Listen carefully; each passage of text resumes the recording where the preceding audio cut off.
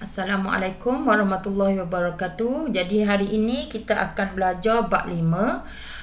Saya akan cuba habiskan satu bab terus hari ini sebab dia punya konten hanya sedikit je, tapi kita tengok dulu Okey, bab 5 dia adalah gerak balas dalam tumbuhan. Apa tumbuhan, apa rangsangan dia, apa gerak balas yang berlaku pada tumbuhan. Kalau kita gerak balas kita, contoh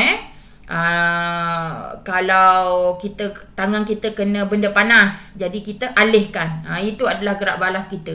Kalau kita lapar, asid jadi tinggi dalam perut, itu gerak balas. Tapi pada tumbuhan, apa gerak balas yang berlaku pada pokok tu sendiri? Okey, jadi kita perlu tahu dua gerak balas, iaitu gerak balas tropisma dan gerak balas nasti. Okey, kalau dua benda ni lah, tropisma dan nasti. Jadi kita akan tengok tropisma ni pertumbuhan berarah, bergantung kepada arah rangsangan. Okey, contohlah berarah tu apa? Dia ada direction dia, ada destination dia. Kalau kira gitu Okey, kalau secara asasnya, kalau ni pokok, ni pucuk, okey pucuk. Okey, kita akan tahu kalau pucuk mesti tumbuh naik ke atas. Tu maksudnya arah dia. Dia tak ada pucuk tiba-tiba aku nak duduk atas tanah ataupun aku nak tenggelam dalam tanah lah, tak ada. Okey, jadi dia mesti naik ke atas. Itu adalah kita panggil pertumbuhan berarah. Kalau akar pula mesti dia akan tumbuh ke bawah. Dia tak ada aku rasa aku nak cokeng atas tubik ke atas. Tak ada. Okay, jadi itu kita panggil pertumbuhan berarah. Okey, dan yang kedua adalah gerak balas nasti. Gerak balas yang tidak bergantung kepada arah rangsangan, tidak bergantung. Jadi dia tak ada kaitan pun dengan pucuk, dengan akar. Ni bukan pucuk, bukan akar. Ingat itulah. Ni biasanya daun lah, daun. Okey. Jadi kita akan tengok kepada gerak balas tropisma. Apa dia? Okey, gerak balas tropisma dia ada 1, 2, 3, 4 dan 5 rangsangan. Rangsangan tu adalah apa yang stimulate dia, apa yang merangsang dia untuk tumbuh ataupun bergerak ke arah rangsangan. Apa dia?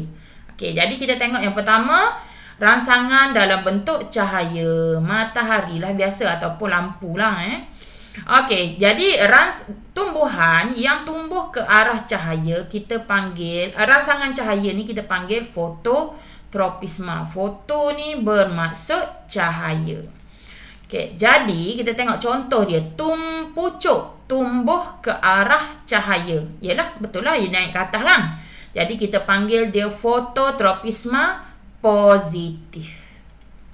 Maknanya betul, positif maksudnya okey, betul lah dia tumbuh ke arah cahaya tu.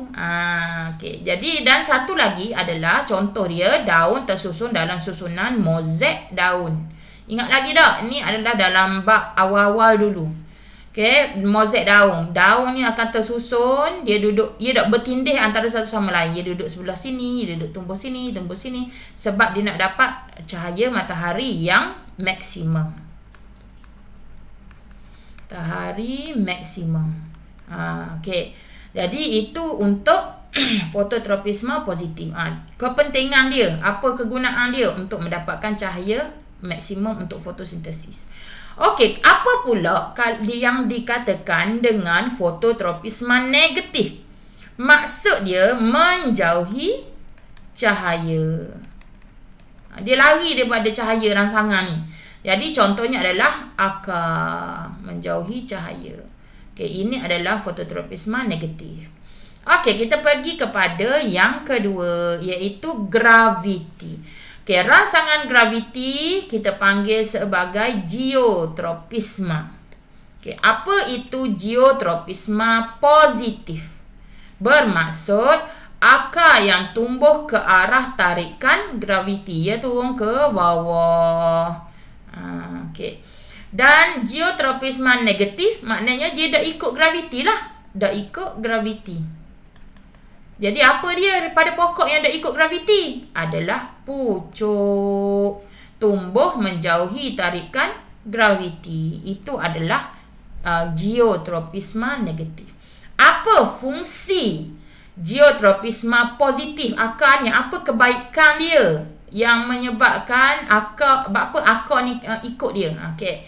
Sebab dia tumbuh, akar ini tumbuh untuk mendapatkan air dan garam mineral dan memberi sokongan kepada pokok. Tu tujuan akar tumbuh ke bawah. Ni akar tumbuh ke bawah. Sebab air-air ni semua duduk dalam tanah, duduk dalam belaka. Jadi kalau bayangkan kalau pokok, akar ni dia dak tumbuh ke bawah, dia dak mencengkam tanah, macam mana pokok itu nak tegak berdiri tumbuh molek kalau dak cengkam tanah ke dalam? Tu maksud memberi sokongan. Okey, yang ketiga, air. Hidro kita panggil sebagai tropisma dia adalah hidrotropisma. Hidro tu air lah. Okey, apa yang dikatakan hidrotropisma positif? Okey, akar yang membengkok ke tanah yang lembap. Okey, contoh. Contoh kita ada tanah Ni pokok, ni akar dia. Kalau kita asyik siram sini je. Sini je ada air. Air. Jadi pokok ni, akar ni lama-lama dia akan belok ke sebelah sini. Dia belok. Dia tak pergi lah belah ni sebab tak ada air. Kita tak siram belah ni. Jadi dia akan pergi ke sana. Itu maksud hidrotropisma positif. Okay, apa tujuan hidrotropisma positif ni? Untuk tumbuhan mendapatkan air untuk fotosintesis dan sokongan. Okay, dan apa dia hidrotropisma negatif? Okay, yang tidak tumbuh ke arah air adalah pucuk lah. Dia memang berlawan sama akar dengan pucuk ni. Itu kalau tropisma ni awak cuma ingat dua benda saja, akar, pucuk. Tak ada benda lain. Okay? Yang fototropisma, yang mozaik daun tu bolehlah masuk contoh satu lagi. Tapi yang penting adalah akar dan juga pucuk. Okey, dan seterusnya ialah sentuhan. Dia patang sikit. Macamnya pokok ni tumbuh. Lepas tu dia tengok ada pipe besi sini. Pipe. Dia tak boleh dah mari dia pun melilit. Itu maksudnya dia ada rangsangan sentuhan. Dia kurang kasih sayang ni. Jadi bila ada benda bersentuh dengan dia, dia tumbuh. Itu maksudnya sentuhan. Kita panggil dia sebagai tigmotropisma. Okay, kalau tigmotropisma positif bermaksud suluh paut melilit tumbuhan atau objek lain. Dia naiklah, dia panjat ke atas apa semua. Okay. Apa tujuan dia memanjat ke atas tu? Sebagai sokongan. Biasanya pokok-pokok yang macam ini, batang dia sangat lembek. Orang panggil batang hijau yang halus. Jadi dia nak sokongan kepada pertumbuhan dia. Jadi dia memerlukan lilitan. Dia nak suluh paut lah. Dan yang kedua, meningkatkan peluang mendapat cahaya matahari. Jadi makin tinggi dia panjat, makin banyak dapat cahaya matahari berbanding dia duduk bawah.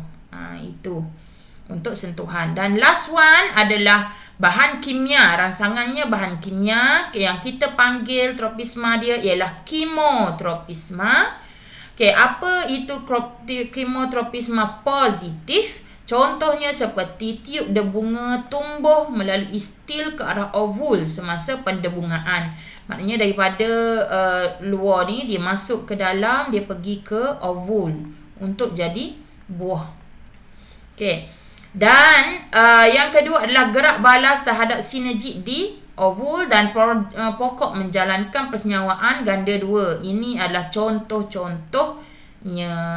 Okey, persenyawaan ganda dua sinergi ovul ni kita akan bincang lagi dalam pembiakan tumbuh-tumbuhan.